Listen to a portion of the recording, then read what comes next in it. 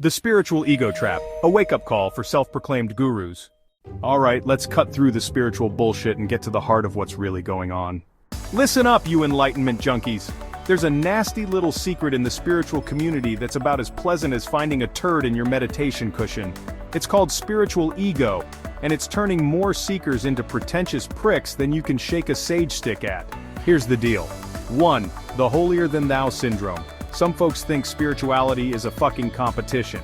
They're collecting crystals and mantras like they're Pokemon cards, thinking it makes them better than the unenlightened masses. Newsflash, being spiritual doesn't make you special, it makes you human. 2. The toxic positivity plague. There's this idea that being spiritual means you've got to be happier than a dog with 2 dicks, all the fucking time. It's bullshit. Real spirituality means facing your shadows, not pretending they don't exist.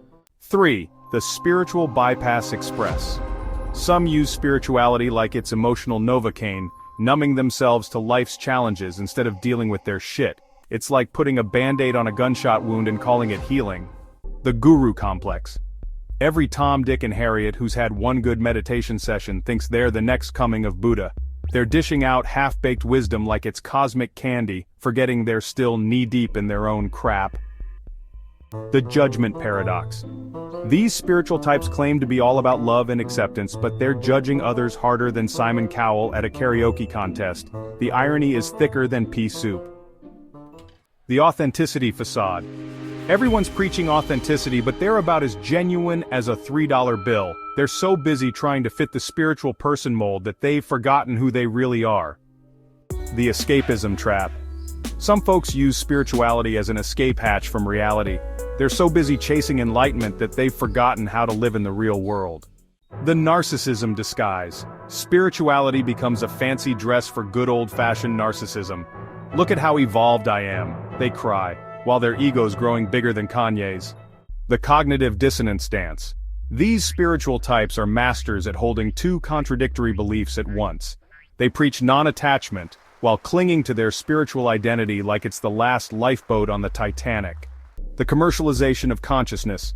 Spirituality's become a fucking marketplace. People are selling enlightenment like it's snake oil, and others are buying it up faster than toilet paper in a pandemic. The bottom line, real spirituality isn't about being perfect, feeling good all the time, or ascending to some higher plane of existence. It's about being authentically human, embracing all of life's experiences.